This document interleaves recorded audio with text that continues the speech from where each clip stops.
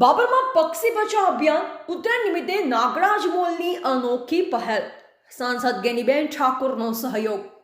બનાસકાંઠા જિલ્લાના સરહદી વિસ્તારમાં આવેલ બાબર શહેર જે એક ધાર્મિક તથા સંસ્કારી નગરી તરીકે ઓળખાય છે, જ્યાં ઉત્તરાયણ પર્વ નિમિત્તે પક્ષીઓના રક્ષણ માટે એક સહાયની અને માનવતાભર્યું અભિયાન શરૂ કરવામાં આવ્યું છે। દર વર્ષે ઉત્તરાયણ દરમિયાન નાયલોન અને ચાઇનીઝ દોરીના કારણે અનેક નિર્દોષ પક્ષીઓ ગંભીર રીતે ઘાયલ થાય છે અથવા જીવ ગુમાવતા હોય છે।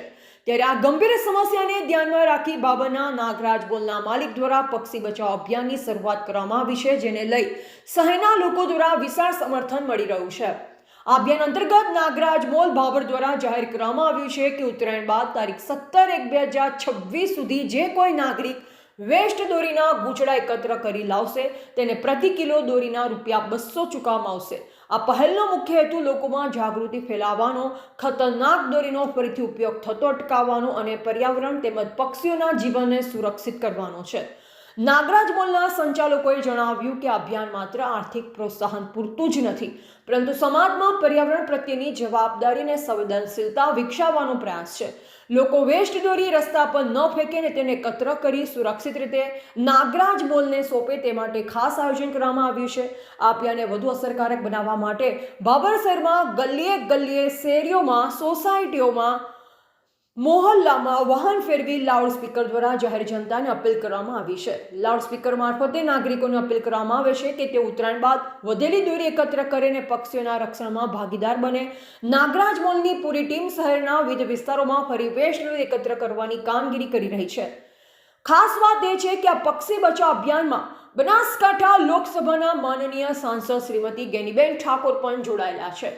સાંસદ ગેનીબેન ઠાકોર આ પહેલને સંપૂર્ણ રીતે સમર્થન આપતા જણાવ્યું કે પક્ષીઓનું રક્ષણ કરવું તે દરેક નાગરિકની નૈતિક ફરજ છે। તેમણે બાબરના નાગરિકોને અપીલ કરી છે કે ઉત્તરાયણની ખુશી સાથે પર્યાવરણ અને પક્ષીઓના જીવનનું પણ ધ્યાન રાખે અને આ અભિયાનમાં વધુમાં વધુ સહયોગ આપે। આ અભિયાન તારીખ 17/1/2026 સુધી નાગરાજ મોલ બાબર દ્વારા ચલાવવામાં આવી રહ્યું છે।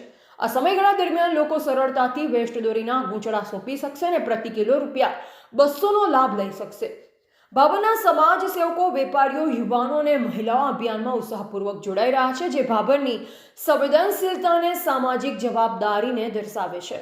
નાગરાજ મોલ તથા સાંસદ ગેનીબેન ઠાકોર દ્વારા તમામ નાગરિકોને વિનંતી કરવામાં આવે છે કે ઉત્તરાયણને આનંદ અને સલામતી સાથે ઉજવો, ખતરનાક દોરીનો ઉપયોગ ટાળો અને વેસ્ટ દોરી એકત્ર કરી પક્ષીઓના જીવનને બચાવો। પક્ષી બચાવ અભિયાન બાબરની એક અનોખી, પ્રેરણાદાયી અને અનુસરણ યોગ્ય પહેલ બની રહી છે।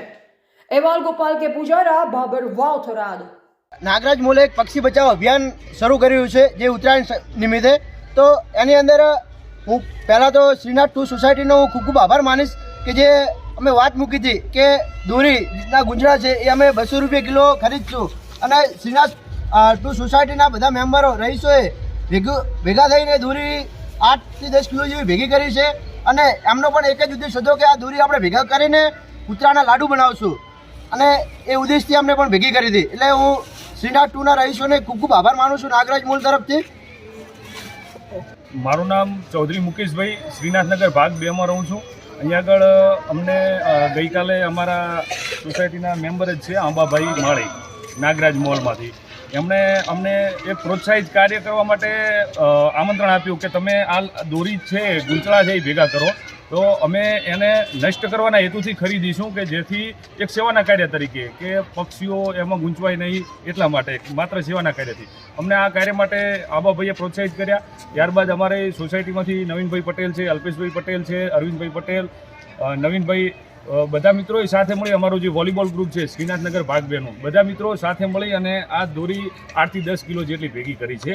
અને આની અંદર 80% જેટલી દોરી છે એ ચાઇનીઝ દોરી છે, અને આ સેવાના કાર્યમાં અમને પ્રોત્સાહિત કર્યા છે નાગરાજ મોલ તરફથી। જે આ દોરી છે એ ₹200 કિલોના ભાવથી એ લોકો ખરીદી રહ્યા છે, અને આ એનામાંથી જે કંઈ પૈસા આવશે એના અમે કૂતરા માટે લાડવા બનાવ્યા છે, અને દરેક સોસાયટીમાં જઈને બાઇકથી ત્યાં આગળ લઈ જઈને કૂતરાઓને ખવડાવી રહ્યા છીએ। એટલે એક સેવાનું કાર્ય એ પણ થયું કે દોરીને ખરીદી અને નાગરાજ મોલે અમને જે પૈસા આપ્યા એમાંથી કૂતરાઓને લાડવા બનાવીને એ પુણ્યનું અમને અવસર મળ્યો।